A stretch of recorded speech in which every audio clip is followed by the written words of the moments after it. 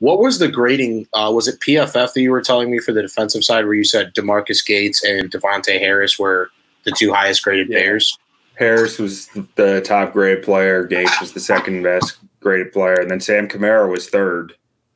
All guys that we've, noticed throughout the preseason here showed out in this final game to try to push for that roster spot, those roster spots.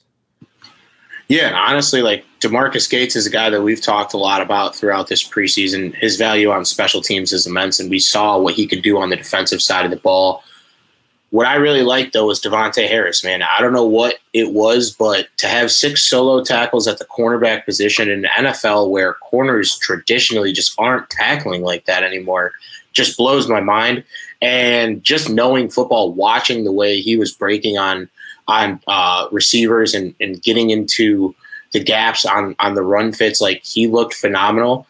And I know he's always kind of been a fringe roster guy, but we're a fringe roster team right now. We don't have the luxury of having stars at every position. And I think with guys like Sam Kamara, guys like DeMarcus Gates, and guys like Devonte Harris, they should have a spot on this team. But there is a lot of people that will be getting called into the Flus's office and unfortunately not making this team. So moving down the list, so there's more people that have been cut. So cornerback Bo Pete Keys, he looked all right in the preseason, but obviously not good enough to make this team. And that's going to be still a very tight position group to figure out who's going to get majority of the snaps. Vildor had some moments on Saturday where he looked good, and he had some moments on Saturday where it's like, why? Like, can you name your favorite part of the Kindle Vildor experiment? Because I truly can't.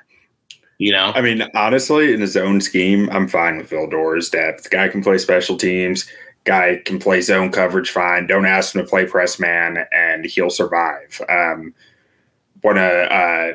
The guy that I've been reading for years, Jonathan Wood over at the Bears blog, wrote an article about this a few months back about how when you break down Vildor's stats in zone coverage versus man coverage, it's very clear that he's about an average zone defender, but he is not a guy you want playing man coverage or press man, which is kind of surprising because that was one of his strengths coming out of college. But if it's what it is at this point, in a zone heavy scheme, I'm okay with him being around. But as someone who played defense, the other cornerbacks in the room don't respect you if you can't man up. You know what I'm saying? So it's like, yeah. Like, do we want that? No. We want a guy that can man up when he has to as well. But yes, in his own scheme, he's better.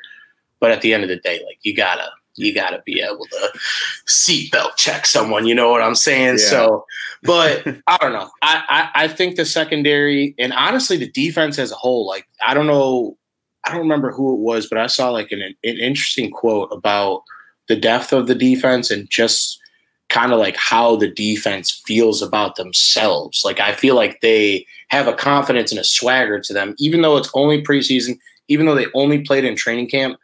It's not like we have seen a bad defensive year over the last like 5 years. Like, we've seen some average ones at best because, the offense doesn't do us any favors. But at the end of the day, like, we still have quality players. And then you had the 2 new guys in the secondary with Brisker and with Kyler Gordon, both rookies. It's like you would really hope you can get good contributions from this year. And if you do, the sky is the limit for that defense.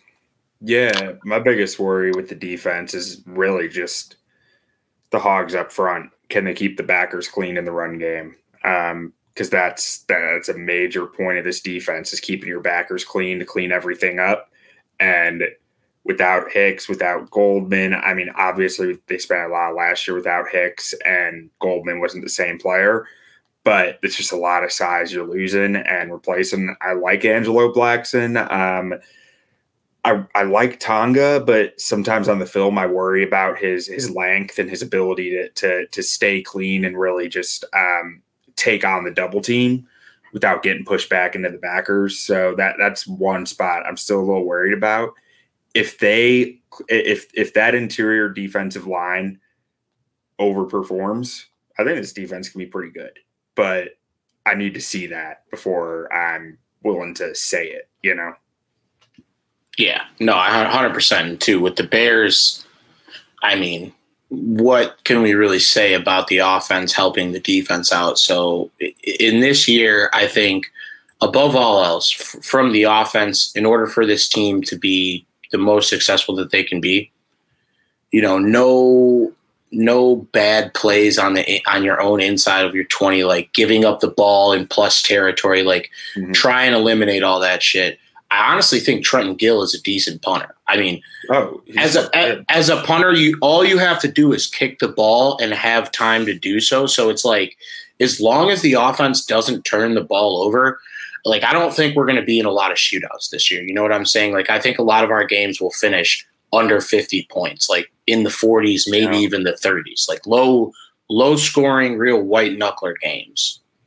If this unknown kid who came out of nowhere named Justin Fields keeps throwing 3 touchdowns a half, I don't know about all that.